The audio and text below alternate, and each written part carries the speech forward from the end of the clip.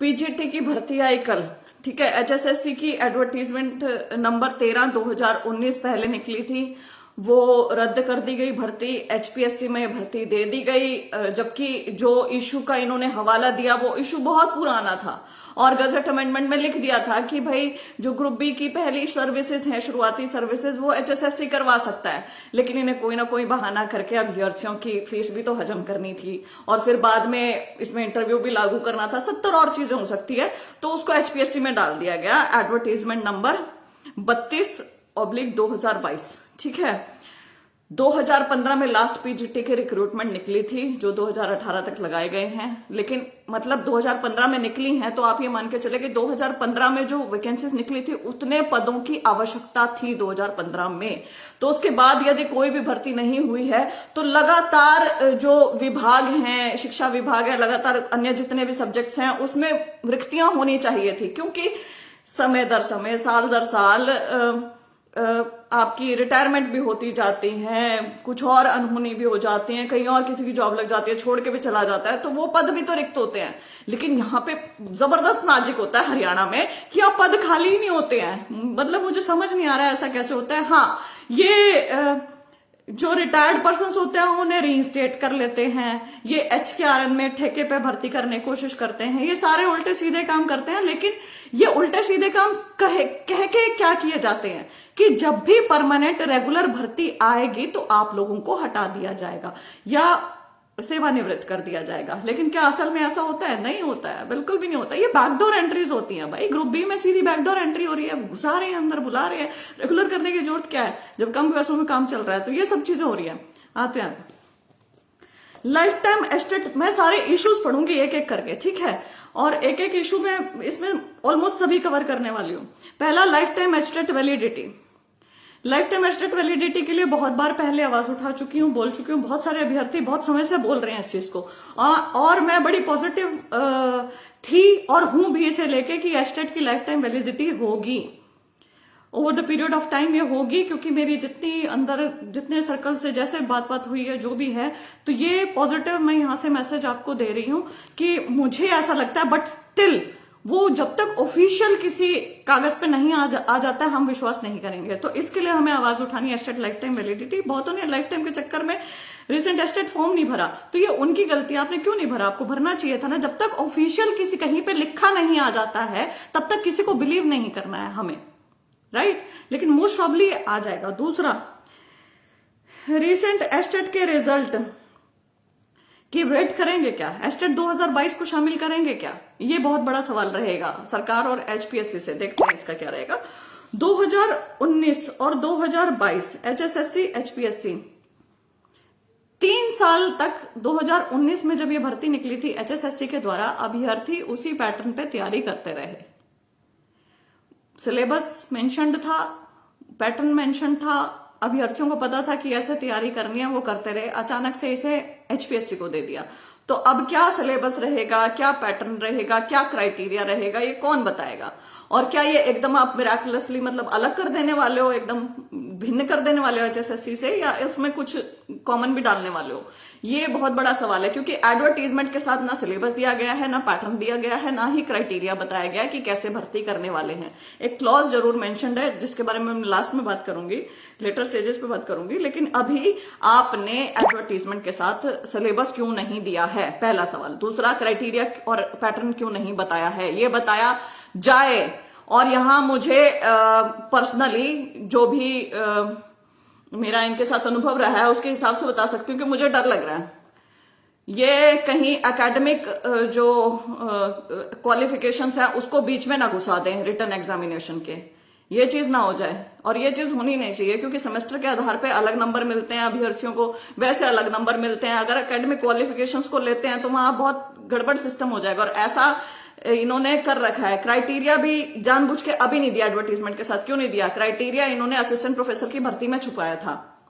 ये क्या करते हैं जो मुझे समझ में आया असिस्टेंट प्रोफेसर की भर्ती से, ना मुझे बोलने में डर लगता है एचपीएससी, ना हरियाणा सरकार, मुझे ये चीज बोलने में डर लगता है कि आपने क्राइटेरिया जानबूझ के पहले छुपाया, आपने फिर अब देख के सिलेक्शन किया जिसकी करनी थी, उस हिसाब से बाद में आपने क्राइटेरिया डिजाइन किया। This can happen here as well.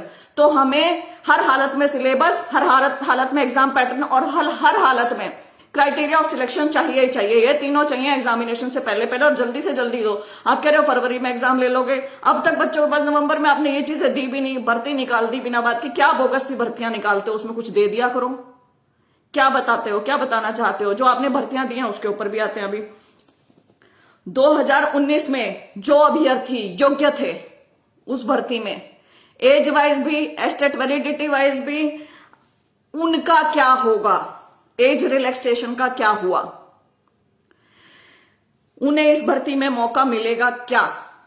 यह बहुत बड़ा सवाल है, क्योंकि उनकी फीस तो आप हजम कर गए हैं, उनकी फीस तो आप खा गए हैं, तो उनको मौका मिलने वाला है क्या? क्या करने वाले उनके साथ? अब भी 1000 रुपए का फॉर्म रखा गया है। बेरोजगारों से कमाई करने में मतलब हमारी सरकार नंबर 1 पे है। हमारी सरकार नौकरी देने में हो ना हो, बेरोजगारों से पैसे कैसे कमाने हैं, कैसे भर्ती निकाल के कैसे भर्ती रद्द करनी है और कैसे उनके पैसे खा जाने हैं, उसमें जरूर ये नंबर 1 पे है।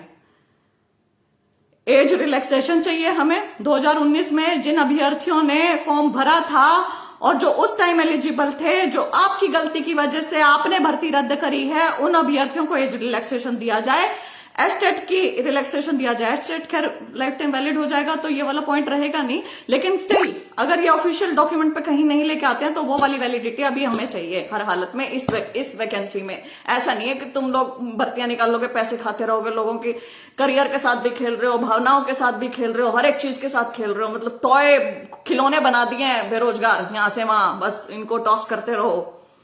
जो विषय 2019 में आए थे और जो विड्रॉ कर लिए गए वो महत्वपूर्ण विषय थे।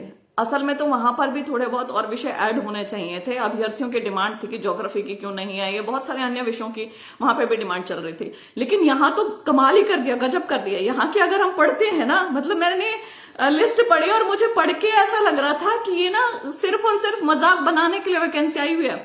फाइन आर्ट्स के, computer science, music, physical education, mostly जो पद है वो इनके हैं। मैं ये नहीं कहती कि ये जरूरी सब्जेक्ट नहीं है, मैं ये कहती हूं कि यदि किसी लिस्ट में जरूरी सब्जेक्ट गायब हो और fine arts, music, computer, physical education ऐसे आ जाए तो क्या करें? कॉमर्स के 304 से 180 पद हो गए, 124 पद खा गए उनके। 2019 से 2022 में वो पद खत्म हो चुके हैं। कंप्यूटर साइंस के 1373 पद निकाले थे पहले, 1633 अब निकाले, 260 बढ़ा के निकाले हैं कंप्यूटर साइंस के। फाइन आर्ट्स के 35 थे, अब 580 निकाले हैं, 545 बढ़ा दिए गए। जब फाइन आर्ट्स के स्टूडेंट से मेरी बात हुई तो मुझे पता चला कि टोटल एस्टेट ही 500 से कम है हरियाणा में। फाइन आर्ट्स के एस्टेट ही 500 से कम है, वैकेंसी आप 580 निकाल रहे हो। समझ नहीं आया मुझे यहाँ पे ये चीज। तो यहां मंशा समझते हैं हम, समझना, read between the lines too. हालांकि मैं सब कुछ बोल ही रही हूं। उसके बाद हिस्ट्री के 329 से 220 पद कर दिए, 109 यहां पे गायब कर दिए। मैथ्स के 522 से 250 पद कर दिए, 272 यहां पे खत्म कर दिए। म्यूजिक के 35 से 80, 45 बढ़ा दिए। फिजिकल एजुकेशन के 241 से 680 कर दिए, 439 बढ़ा दिए। तो आप समझ रहे हो क्या किया है इन्होंने।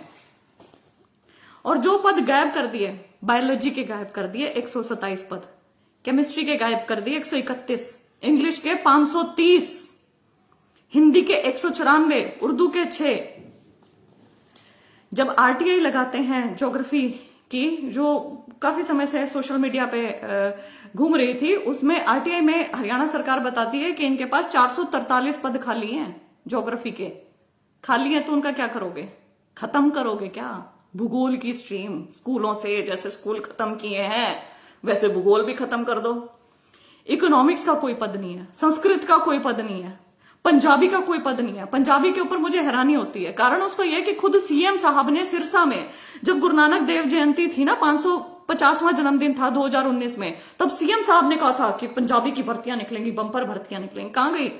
मुख्यमंत्री की जुबान की कोई वैल्यू नहीं है। मुख्यमंत्री ऐसे आश्वासन देते हुए घूमते रहते हैं यहां से वहां। बेरोजगार पागल हैं आपके पास, इधर से उधर चक्कर काटते रहते हैं, आते रहते हैं। बेवकूफ हैं हम लोग। 176 पोस्ट टीजीटी पंजाबी की निकली थी 2019 में, लेकिन वो भी विड्रॉ कर ली। ये बताओ क्या करते हैं? मैं क्या तो रही, ये दूर से पानी की बोतल दिखाते हैं, ये देखो पानी, देते हैं नहीं है। देंगे कब? इलेक्शन के पास। जब देंगे जब तुम मर रहे होगे, जब तुम हाथ जोड़ के पानी मांगोगे, और जब पानी देंगे और तुम कहोगे hi thank you very much, तुमने हमें बचा लिया। जब सोचने समझने की शक्ति गायब हो जाएगी ना, तब पानी मिलेगा। यही चीज तो हो रही है यहाँ पे। और क्या हो रही है? ये क्या वैकेंसी निकाली आपने? 3800 पहले निकाली थी, 3800 अब निकाल दी, लेकिन किससे? कहाँ है हिंदी, इंग्लिश, उर्दू, पंजाबी, संस्कृत लैंग्वेज के विषय? कहां है biology, chemistry, physics, science stream पूरी पूरी खत्म? कहां है इकोनॉमिक्स, साइकोलॉजी, कहां है ये सब पद? इनके टीचर्स नहीं चाहिए हमें हरियाणा में। जानबूझ के फाइन आर्ट्स, म्यूजिक दिख नहीं रहा हमें। अरे इनके ये पद भी निकाल दो, लेकिन जरूरी पद, लैंग्वेज पद।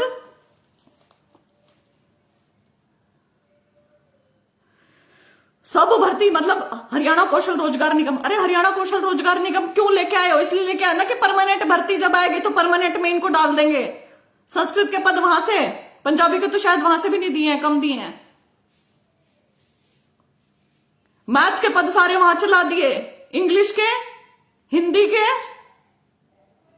परमानेंट भर्ती आ गई है जी, परमानेंट भर्ती आपने निकाली है। तो जो जो आपने ये वादे कर करके कर रखा था ना कि फॉर द टाइम बीइंग ये टीचर लगेंगे, तो फॉर द टाइम बीइंग वाला क्लॉज वहां से हटा के ना रेगुलर वैकेंसी में इनको डाल दो। जरूरी है ये चीजें। शिक्षक जरूरी है समाज के लिए। जिसको सबसे ज्यादा इग्नोर किया जा रहा है वो जरूरी है। हमें स्कूल चाहिए, हमें शिक्षक चाहिए, हमें ये चीजें चाहिए। हमारे टैक्स का पैसा बीजेपी कार्यालय बनाने में ना लगे, हमारे टैक्स का पैसा यहां वहां फालतू वेस्ट ना हो, हमारे टैक्स का पैसा स्कूल बनाने में लगे, बंद करने में नहीं। हमारे टैक्स का पैसा शिक्षक भर्तियों में लगे, शिक्षकों को लगाने में लगे। हमारे टैक्स का पैसा ये जो आप मेडिकल स्टूडेंट्स को कैसे 40 लाख लूटने की कोशिश कर रहे हैं उनकी पढ़ाई में लगे। हमारे टैक्स का पैसा अस्पतालों में लगे। हमारे टैक्स का पैसा लग कहां रहा है? आई एम एक्सट्रीमली, मतलब मैं इतनी ज्यादा एकदम, एक इंसान फेडअप हो जाता ना किसी चीज से कि भाई फेडअप विद द सिस्टम, कि कहीं तो तुम्हारा कहीं तो सुधार दिख जाए। आगे आ रही हूं मैं, आगे हर एक चीज के ऊपर आ रही हूं। 2015 में हमें इतने टीचर्स की जरूरत थी जब वैकेंसी निकली थी, ठीक, जो लगाए थे। उसके बाद 2019 में हमें इतने पदों की जरूरत थी, इतने टीचर्स की, इतने विषयों के। कहां गए भाई? स्कूल खत्म, टीचर खत्म।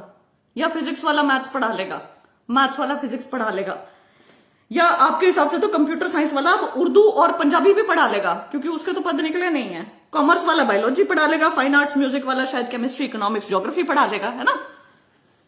यही तो इनकी थ्योरी है। पता हो पीजीटी किसके लिए होता है? पोस्ट ग्रेजुएट टीचर होता है। आपने तो 1:30 बना दिया। मैंने पहले भी कहा था 1:30 5वीं 6ठी क्लास तक चल जाएगा। वो टीचर हर एक 5वीं क्लास तक चल जाएगा। वो टीचर हर एक सब्जेक्ट पढ़ा लेगा। उसके ऊपर हर एक बच्चे को हर एक सब्जेक्ट का टीचर चाहिए। मैथ्स का अलग टीचर चाहिए, साइंस का अलग टीचर चाहिए। और पीजीटी में तो physics, chemistry, biology, 11th 12th के बच्चे क्या पढ़ेंगे? साइंस का टीचर पढ़ा देगा क्या? फिजिक्स, केमिस्ट्री, बायोलॉजी सब कुछ, इकोनॉमिक्स, कॉमर्स, ये सारे चाहिए भाई। 30:1 हमारे मुख्यमंत्री बोलते हैं। 30:1 मुख्यमंत्री साहब कभी सुने और अभ्यर्थियों की कि 30:1 यहां तक नहीं चलता है। दूसरी चीज, जो आप आश्वासन कर करके आते हैं कि पंजाबी की पोस्ट निकाल देंगे, फलाने की निकाल देंगे, वो आश्वासन पूरे भी कर लिया करो, या बोलने के लिए होते हैं। या अभ्यर्थी आ गए, इनको टरकाओ किसी तरीके से, ठीक है, इनके मन की बात बोल दो थोड़ी सी और इनको भेजो, ठीक है, इनके मन की बात बोल दो, इनका अनशन तुड़वा दो, ठीक है, इनके मन की बात बोल दो, 1-2 आश्वासन बोल दो और इनको करो साइड में। यही तो चल रहा है, साइड लाइन ही तो कर रहे हैं। तो ये भर नहीं रहा है क्या हमारे अंदर? भर रहा है ना हमारे अंदर, प्रेशर बिल्ड कर रहे हैं ना। तो जब ऐसे प्रेशर डालेंगे तो स्प्रिंग की तरह उछल के भी तो आएगा सब कुछ। एनीवेज, इसके बाद गुड एकेडमिक रिकॉर्ड वाली जो चीज है, ये बहुत सारे अभ्यर्थियों ने मुझे लिखा और मैंने इसमें पढ़ा भी, और ये सच में वैलिड पॉइंट है। गुड एकेडमिक रिकॉर्ड की कंडीशन अब एचपीएससी ने चेंज कर दी है।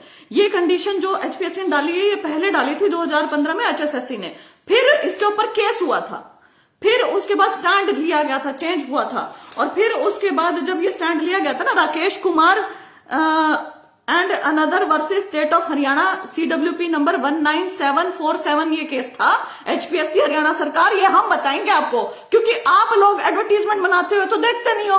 आप लोग एडवर्टीजमेंट तो बस कॉपी पेस्ट करनी होती है, यहां से कॉपी करके यहां पे पेस्ट कर दी और अपने मतलब की जो सिलेबस एग्जाम पैटर्न क्राइटेरिया था वो गायब कर दिया। क्यों? वो अपने हिसाब से करना है, बंदे भी तो सेट करने हैं, राइट। तो यहां से ये बस ये चेप दिया और वो उठाना भूल गए हैं। तो ये चेपते हो तो आगे उनके कोरिजेंटम भी पढ़ लिया करो, जो उन्होंने आगे निकाल रखे हैं। राकेश कुमार का जब ये केस हुआ था तो ये जो गुड एकेडमिक रिकॉर्ड है इसकी कंडीशन चेंज हो गई थी, और अब मैं ये पढ़ रही हूं आपके लिए, मैं ये पढ़ रही हूं, ठीक है, ताकि आप इसे चेंज कर सकें। गुड एकेडमिक रिकॉर्ड जो इन्होंने निकाला है, इनके हिसाब से in case of direct recruitment consistent good academic record means that out of lower qualification that is matric 10+2 graduation, सबके बीच में स्लैश है, ठीक है, then the requisite minimum qualification one must secure at least 50% in 2 lower exams and 45% in 3rd lower exam. If there is only 2 lower exams, then one must secure at least 50% in one exam and 45% in another. इन्होंने ये कहा है कि 10वीं 12वीं और graduation में तीनों में से 2 में 50% होने चाहिए और 1 में 45 होने चाहिए। यदि 2 ही हैं लोअर एग्जाम तो 1 में 50 हो, 1 में 45 हो। अभ्यर्थी यहाँ भी कंफ्यूज हो रहे हैं, कह रहे हैं जी 10th में 45 मांग रखी है, ऐसा नहीं है, वहां पे स्लैश है। उन्होंने 3rd लोअर का मतलब ये मत सोचो कि 10th बोल रहे हैं वो, इसमें यह है कि तीनों लोअर में से, क्योंकि तीनों के बीच में स्लैश है, किसी भी 1 में 45 चलेगी, 2 में 50 चलेगी। तो HPSC ये एक्चुअली में चेंज हो गया था, और ये जो अब आया था नया है वो मैं पढ़ के आपको बता रही हूँ। Good academic record candidates having 50% marks after taking average of any 3 exam from 10th 12th graduation PG as the case में be, however the candidate must have at least 50% marks in post graduation except PGT computer science, जिसमें 55 चाहिए। तो HPSC ये change हो गया था, इसमें अब कहा गया था कि 10वीं 12वीं ग्रेजुएशन में तीनों में एवरेज 50% होने चाहिए। ऐसा नहीं है कि 45 किसी में 50 किसी में। तो ये ना देख लेना, ऐसी जानबूझ के मत निकाला करो अपनी ये भर्ती, अपनी ये जो रिक्रूटमेंट्स हैं कि जिनके ऊपर लिटिगेशन फाइल होती फिर, और लिटिगेशन का सिर्फ अकेला ये नहीं है क्राइटेरिया फाइल होने का, बहुत सारी और भी चीजें उसके ऊपर भी आती हूँ। अच्छा जी, इसके बाद हमने ये कर लिया है ना गुड एकेडमिक रिकॉर्ड, यस। अब इसमें कुछ सब्जेक्ट्स की जो भर्तियां निकली हैं उसके बारे में बात करना चाहूंगी। जैसे PGT कंप्यूटर साइंस है भाई, PGT कंप्यूटर साइंस में MSc computer science regular 2 year course eligible कर रखा है, MCA regular 3 year course eligible कर रखा है, ठीक है। BE BTech computer science, computer engineering, IT regular course सब एलिजिबल कर रखे हैं। लेकिन इंटीग्रेटेड 5 ईयर डिग्री को एलिजिबल क्यों नहीं किया है HPSC? जिसने BCA किया है 3 साल, MCA किया है 2 साल, उसको एलिजिबल आपने नहीं किया है। जो 5 साल से कर रहा है, कंप्यूटर पढ़ रहा है, वो एलिजिबल नहीं है। लेकिन जो BA करके MA कर रहा है, MCA कर रहा है, वो एलिजिबल है। जिसने 3 साल कंप्यूटर पढ़ा है वो एलिजिबल है, जिसने 5 साल कंप्यूटर पढ़ा है वो एलिजिबल नहीं है। तो एक तो ये चेंज कर लें, क्योंकि ये लिटिगेशन का एक बहुत बड़ा तरीका रहेगा। और आपको एक और चीज बता देती हूँ, आप श्वेता को बोलते हो ना कि श्वेता भर्तियां अटका रही है, कुछ बोल रही है, ये बहुत बेहद गलत है। मैं आप लोगों की आवाज उठा रही हूं और यहां पे मैं आप लोगों के लिए ही बोलना चाहती हूं कि क्या ये गलत नहीं है कि MCA वाले को एलिजिबल कर दिया लेकिन BCA प्लस MCA वाले को नहीं किया है। MCA वाले 3 ईयर को एलिजिबल किया है, लेकिन BCA जिसने 3 ईयर किया और MCA 2 ईयर किया वो एलिजिबल नहीं है। ये गलत है ना। अब अगर एक अभ्यर्थी भी कोर्ट में खड़ा हो जाता है ये चीज लेकर कि आप मुझे एलिजिबल करें, तो क्योंकि वो एक PGT कंप्यूटर साइंस पूरी PGT की भर्ती में आ रही है, इस एडवर्टीजमेंट के अंदर है ये 32/2022 के अंदर, तो पूरी भर्ती के ऊपर स्टे लगेगा कि नहीं लगेगा? तो मैं तो इनकी मुफ्त की ऑनरेरी, मैं इनको चीजें बता रही हूं, मैं एम्प्लॉय थोड़ी हूं मैं इनकी, लेकिन मैं इनको चीजें बता रही हूं ताकि करेक्ट करके डाल दें, क्योंकि इनके खुद के कर्मचारी अधिकारी तो शायद देख नहीं रहे हैं एडवर्टीजमेंट ध्यान से। इसके अलावा आपका PGT political science, PGT political science के अंदर पब्लिक एडमिनिस्ट्रेशन को क्यों नहीं आप ले रहे हैं? पब्लिक एडमिनिस्ट्रेशन की फिर कब पोस्ट निकलेंगे? क्योंकि पब्लिक एडमिनिस्ट्रेशन को तो कोई भी कंसीडर नहीं कर रहा है कहीं पे भी। वेयर विल दे गो? तो उनके बारे में भी तो सोचना चाहिए ना। अच्छा, अब इनका पढ़ती हूं मैं नोट 2, मैंने इसकी फोटो ली थी अपने स्क्रीनशॉट ले रखा है अपने फोन में, दूसरे फोन में, तो मैं ये पढ़ना चाहती हूँ। ये मेरे को ना थोड़ा लगा है गड़बड़।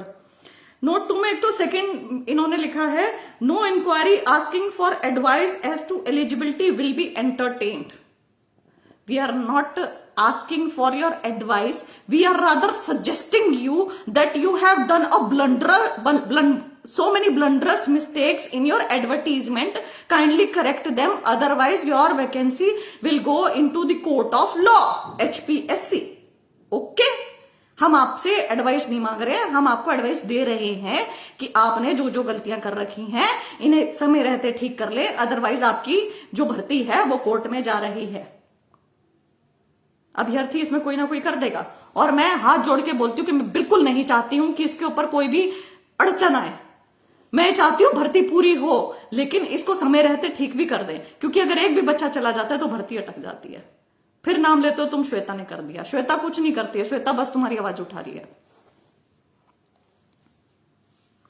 इसके अलावा इन्होंने 4th में डाला है, 6th में डाला है, सॉरी, जो डाला है उसमें मुझे समझ नहीं आ रहा है। Will you be conducting any recruitment test because you have given so much importance to the academic qualification thing. ये यहाँ पे लिखते हैं, in the event of number of applications being large, commission will adopt short listing criteria to restrict the number of candidates to be called for interview to a reasonable number by any और more of the following methods. First, on the basis of percentage of marks of the candidates in the essential minimum educational qualification prescribed in the advertisement, on the basis of percentage of marks of the candidates in different educational qualification with weightage as decided by the commission। अब यहाँ पे ना ये इतने शाणे हैं, इन्होंने ये जो क्लॉज डाला है, और ये क्लॉज इतना खराब है ना, इतना खराब है, मैं बता नहीं सकती कि ये कितना खराब है। अब इसमें जो हम मीनिंग समझेंगे। पहला इन्होंने कहा है कि परसेंट, मान लीजिए कि भाई अगर ज्यादा आ जाती है नंबर ऑफ एप्लीकेशंस तो हम रिक्रूटमेंट टेस्ट कंडक्ट करवा लेंगे, ठीक है, और the candidate should therefore mention all his, हाँ, तो अगर थोड़ा कम आता है तो on the basis of percentage of marks. और थोड़ा कम कैसे, कि मान लीजिए फाइन आर्ट्स में कम आ गई वैकेंसी, तो फाइन आर्ट्स का क्या पता रिक्रूटमेंट टेस्ट ना करवाएं। कंप्यूटर में कम आ गई वैकेंसी, तो क्या पता कंप्यूटर का रिक्रूटमेंट टेस्ट ना करवाएं। तो उसमें जितनी वैकेंसी होंगी उसको कैसे डिसाइड किया जाएगा, ये वाली चीज वो मेंशन्ड है यहाँ पे। इसमें कहा है कि percentage of marks of candidates, तुम्हारी एसेंशियल और मिनिमम क्वालिफिकेशन में तुम्हारे परसेंटेज ऑफ मार्क्स कितने हैं उस हिसाब से। Percentage of marks in different educational qualification with weightage as decided by commission. अब ये मुझे समझ नहीं आया कि रेलेवेंट एजुकेशनल क्वालिफिकेशन कुछ हद तक ठीक है कि भाई मैं म्यूजिक की हूं और मैंने म्यूजिक पढ़ रखा है और मेरे म्यूजिक में 80% नंबर है और आपने मुझे कंसीडर कर लिया 70% के ऊपर वाले के, वो तो मैं समझ गई। डिफरेंट एजुकेशनल क्वालिफिकेशन का क्या मतलब, और डिफरेंट एजुकेशनल क्वालिफिकेशन को यहीं क्यों नहीं मेंशन कर रहे हो आप कि कौन सी डिफरेंट एजुकेशनल क्वालिफिकेशन। और with weightage as decided by commission, with weightage as decided by commission मतलब अगर म्यूजिक वाले को मान लीजिए कल को ये कुछ चेंज कर देते हैं, कहते हैं म्यूजिक में 80% तो ठीक है, अरे तुमने साथ में लॉ पढ़ रखी है, तुम्हें तो भाई मैं 20 नंबर दूंगा, अरे तुमने कॉमर्स पढ़ रखी है, तुमने आर्ट्स पढ़ी हुई है, चलो तुम्हें 2 number. With weightage as decided by commission, इसका ये अर्थ है। ये किसी को भी ठीक है ये कर सकते हैं इस लाइन के हिसाब से, बहुत बड़े मैनिपुलेटर्स हैं। तीसरा, on the basis of desirable qualifications और एनी वन और all of the desirable qualifications if more than one desirable qualification is prescribed on the basis of higher educational qualifications than the minimum essential prescribed in the advertisement, on the basis of higher experience in the relevant field that the minimum prescribed in the advertisement, by counting experience before or after the acquisition of minimum essential qualifications by holding a recruitment test। तो ये चीज है इसके अंदर। लेकिन यहाँ पे ना देखो डर मैं क्या बोलती हूँ, इन्होंने क्या किया था, असिस्टेंट प्रोफेसर की भर्ती में इन्होंने कोई क्राइटेरिया ऑफ सिलेक्शन नहीं बताया था। अभ्यर्थी बैठे जाकर, फिर उन्हें पता चला कि वो जिस रिक्रूटमेंट टेस्ट में बैठे हैं वो 100 अंकों का जरूर है, लेकिन उसमें उसका 50% ही लिया जाएगा, मतलब 100 अंकों को 50 कर दिया गया और 50 प्लस 37.5 एकेडमिक क्वालिफिकेशन के डाल दिया, 12.5 का डाल दिया इंटरव्यू। अब आप समझो 50 नंबर तो आपने अपने लिखित में ले लिए, वहां पे तो किसी का जोर नहीं है, आपने लिखित में जो लिखा होगा, जो मार्क करे हैं वो आपके नंबर हैं, आपको पता है। लेकिन बाकी के 50 नंबर किसके पास गए, कमीशन के पास। बाकी के 50 नंबर 37.5 पर जो अंक दिए हैं ना, उसका क्राइटेरिया मैं पूछ पूछ के पागल होगी। हर अभ्यर्थी पूछ पूछ के आरटीआई लगा लगा के कि 37.5 नंबर तुम किसको दे रहे हो बताओ, लेकिन इन्होंने बताया नहीं। इन्होंने इस चीज को सीक्रेट रखा। इन्होंने इस चीज को जब ज्वाइनिंग हो गई थी असिस्टेंट प्रोफेसर वाली, उसके 1 साल बाद तक सीक्रेट रखा। आरटीआई पे आरटीआई फाइल हो रही है, इनके ऊपर केसेस दर्ज हो गए, तो एक केस में जाके इन्होंने किसी तरीके से वो 37.5 का बताया, और जब जाके बताया तब दिमाग खराब हो गया कि इन्होंने क्या करा है। और उससे ज्यादा पता है दिमाग कब खराब हुआ, जब विभिन्न विषयों के विभिन्न 37.5 अंक मिले। जब ये पता चला कि अच्छा केमिस्ट्री में ये है 37.5 अंक, लेकिन जूलॉजी में तो ये है, अरे नहीं फिजिकल एजुकेशन में तो वो है। 37.5 अंक अपने हिसाब से इन्होंने दिए थे अलग अलग सब्जेक्ट में, अलग अलग तरीके से। तो इसका क्या अर्थ हुआ? कोई भी समझदार व्यक्ति है वो 2 सेकंड में समझ जाएगा कि पहले सिलेक्शन हुआ, सिलेक्शन जिस आधार पे हुआ, जिसका सिलेक्शन किया गया उस आधार पे फिर इन्होंने 37.5 अंक डिसाइड करे कि कैसे कैसे देंगे, तब वो आए हैं।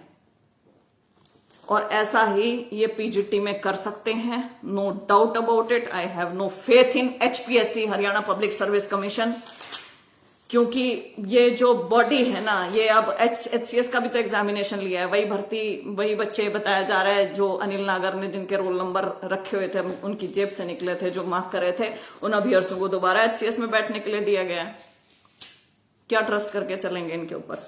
तो एचपीएससी ये ना जो आप लोगों ने गलतियां कर रखी हैं वो ठीक करो। और बाकी हरियाणा सरकार, मंशा तो आपकी पता चली गई है, ये जो सारी की सारी जो रिक्रूटमेंट निकाली है कि 1500 आपने वैकेंसी निकाल दी, सॉरी 1633 कंप्यूटर साइंस, मतलब आधी वैकेंसी आपने कंप्यूटर साइंस से भर दी, फिर fine arts, music, physical education. तो उससे देख के ही पता चलता है कि आप शिक्षा के प्रति गंभीर ही नहीं है।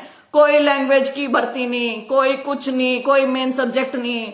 तो ये क्या समझ में आ रहा है? थोड़े से भी यदि पढ़े लिखे हो ना हरियाणा के, तो ना समझो, इस चीज को डाल लो अपने दिमाग में कि ये क्या करना चाह रहे हैं हमारे साथ, हमारे बच्चों के साथ। और जिन अभ्यर्थियों ने योग्यता हासिल की हुई है, एस्टेट किया हुआ है, शिक्षक हैं जो भर्ती हुई बाट देख रहे हैं, उनके साथ। कहने को 3800 वैकेंसी निकली है, लेकिन निकली क्या है? कोई अनभिज्ञ नहीं है, जितने शिक्षक हैं सब जानते हैं इस चीज को।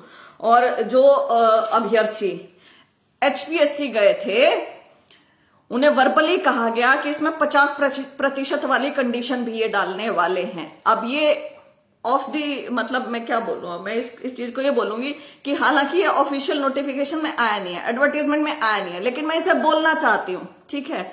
और मैं इनको जो वर्बली बोला गया है वो आपको बता रही हूं। 50% की कंडीशन का अर्थ होगा कि यदि कोई अभ्यर्थी 50% अंक ले लेता है एग्जामिनेशन में, तो ही अगली स्टेजेस पे जा पाएगा, इंटरव्यू की स्टेज तक जा पाएगा, अदरवाइज नहीं जा पाएगा।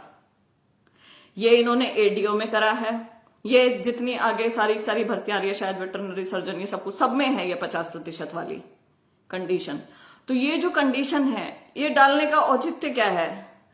आप अभ्यर्थियों की नॉलेज चेक कर रहे हैं, ठीक है, बहुत अच्छी बात है, फिर पेपर उसी हिसाब से आना चाहिए। लेकिन जो मुझे पर्सनली लगता है वो ये है कि भर्ती 3800 की जरूर निकली है, होंगे 1,500 2,000 ही, 1,500-2,000, इससे ज्यादा नहीं, क्योंकि एग्जामिनेशन ऐसा बनाया जाएगा कि कोई 50% क्रॉस ना कर पाए या हरियाणा वाले ना कर पाए। मैं बहुत ज्यादा आहत हूं ये चीज देखकर। पंजाबी वैकेंसी के लिए बोल दिया है गुरनाम भाई। मेरे हिसाब से मैंने जितने इश्यूज हैं सारे के सारे यहाँ पे कवर कर लिए हैं। जो अगर कोई रह गया होगा तो मुझे ईमेल कर देना।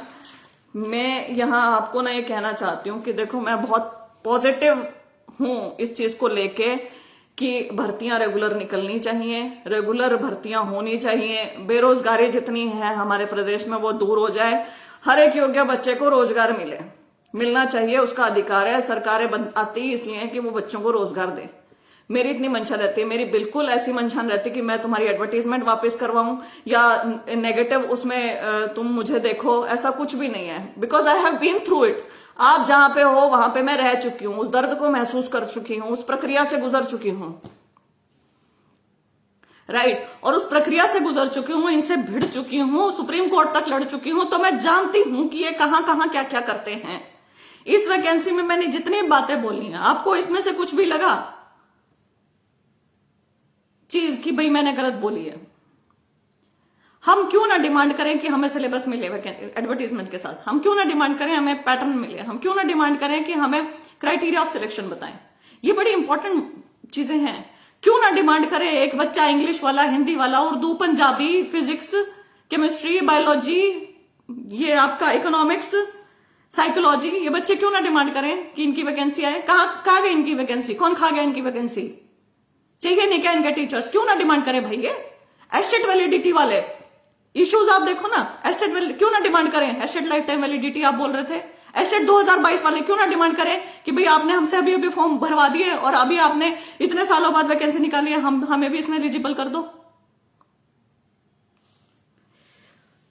क्यों ना डिमांड करें 2019 वाले वो अभ्यर्थी जिनकी एज अब ज्यादा हो गई है कि हम जी 2019 में एलिजिबल थे, आपने हमसे पैसे भरवाए और अब हमारी एज ज्यादा हो गई, अब आप वैकेंसी निकाल रहे हो और हमें कंसीडर नहीं कर रहे हो, उनके पैसे भी खा गए, उनका सपना भी तोड़ दिया। क्यों ना डिमांड करें वो वाले जिनके एस्टेट वहां पे इनवैलिड हो गए, 2019 में वैलिड थे, जो भी योग्य थे, क्यों ना डिमांड करें कि वो अब इसमें आए। मुझे एक चीज बताओ, कौन गलत है इसमें, गलत कौन है? गलत है सरकार। अगर हिम्मत हो तो सरकार से लड़ो, श्वेता से मत लड़ो। श्वेता जितना ज्यादा बोल रही है ना, समझो कि उसके कितने रिपरकर्शन से वो झेल भी रही होगी। ऐसा नहीं है कि श्वेता बेबाक ऐसे ही बोल रही है।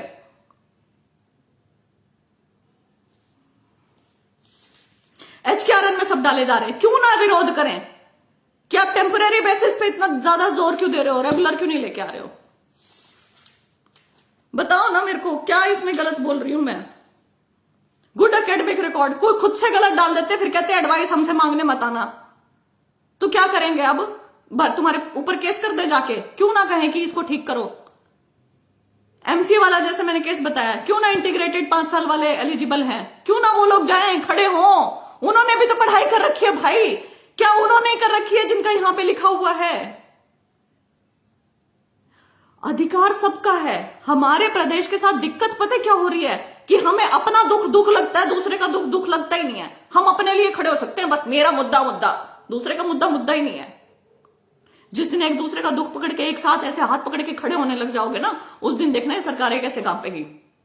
सारी चीजें ठीक होके आएंगी। ये टीजीटी की वैकेंसी की जितने लोग बात करते हैं, टीजीटी वाले कितने लोग हैं सड़क के ऊपर, कितनी बार जा जाके अकेली मैं ही लड़ती रहूं। तुम्हें नहीं पता टीजीटी की वैकेंसी में क्या हो रहा था? जेबीटी वाले एलिजिबल कर रखे थे, टीजीटी वालों से एक्सपीरियंसेस मांग रखे थे, कितनी सारी चीजें उसके अंदर गलत थी। अगर वो वैकेंसी आ जाती, वैकेंसी लाई किस लिए गई थी? लटकाने के लिए तो लाई गई थी। क्या हुआ उस वैकेंसी का? मैंने ये थोड़े कहा था कि भाई वैकेंसी वापस ही मत लेके आओ, मैंने ये कहा था जी ठीक करके दे दो इसे जल्द से जल्द। अब ये अगर नहीं दे रहे हैं तो उसमें मेरी गलती नहीं है भाई, मैं उसके लिए भी बार बार आवाज उठाती रहूंगी। लेकिन आपको समझना पड़ेगा कि हम सबके मुद्दे हैं, हम सबके। मैं टीचर के लिए भर्ती नहीं दे रही हूं, मैं ग्रुप डी के लिए नहीं दे रही, सी के लिए नहीं दे रही, बी के लिए नहीं दे रही, ए के लिए, मैंने छोड़ दिया है सब कुछ। लेकिन मैं आवाज उठा रही हूं क्योंकि मैं इनसे इतनी ज्यादा लड़ चुकी हूं कि मेरी पर्सनल लाइफ मैंने खत्म कर ली।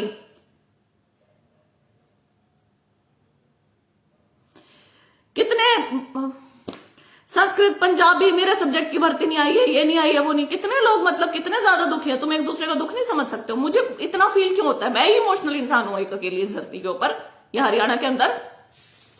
खड़े हो ना एक दूसरे के लिए, ये सब हमारे साथ कर रहे हैं, हमें क्यों नहीं गुस्सा आ रहा है? They want to close this government schools. Deepak Chaudhary, you're absolutely right. They have already closed 4803 schools.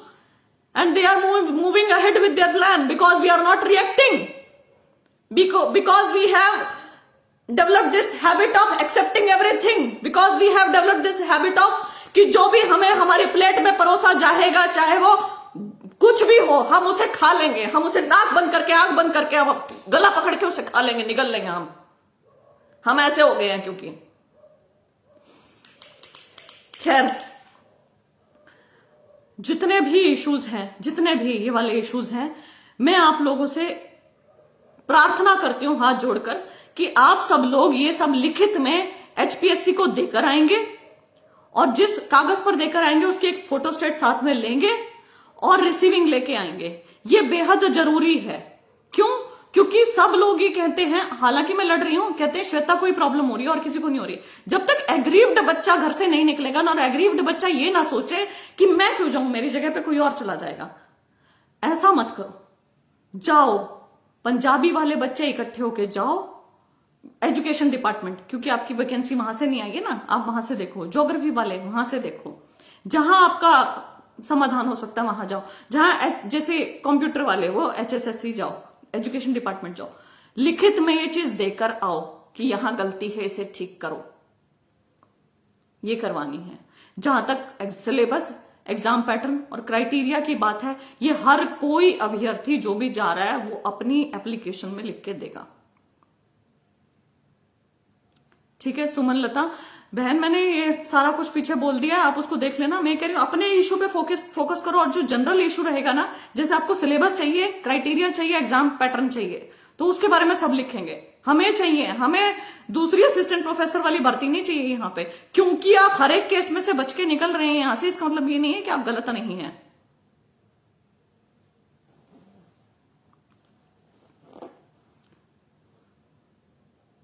Anyways, all the very best. अपनी शायद ऐसी जनरेशन में हम लोग फंस गए हैं, हम ऐसे समय में आके फंस गए हैं जहां संघर्ष ज्यादा लिखा हुआ है।